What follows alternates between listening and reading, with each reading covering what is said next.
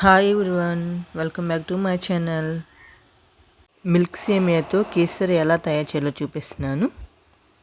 Milk సేమియా వేయించే ఉంటాయి కాబట్టి అదే 10 నిమిషాల్లో ఈ మిల్క్ సేమియా కేసరి రెడీ అయ్యిద్ది.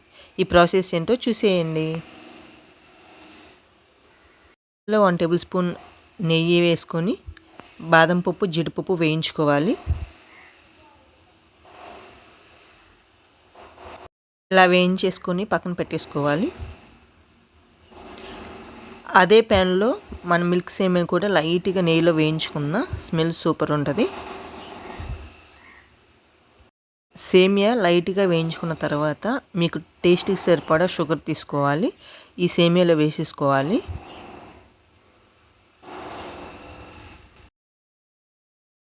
1 కప్ ఫ్రెష్ మిల్క్ తీసుకోవాలి.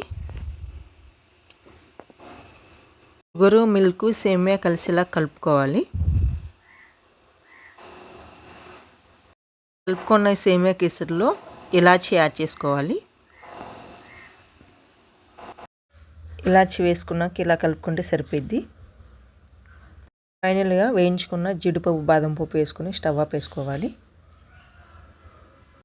మిల్క్ సేమియా కేసరి రెడీ అయిందండి. సరిగ్గా బౌల్లో వేసుకుని సర్వ్ చేసుకోవటమే.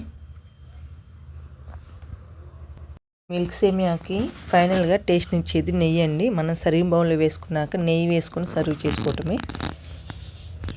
ఇలా మిల్క్ సేమియాతో మీరు ఎప్పుడైనా కేసరి తయారు చేస్తే కామెంట్స్ పెట్టండి, లేదంటే ఒకసారి ట్రై చేయండి.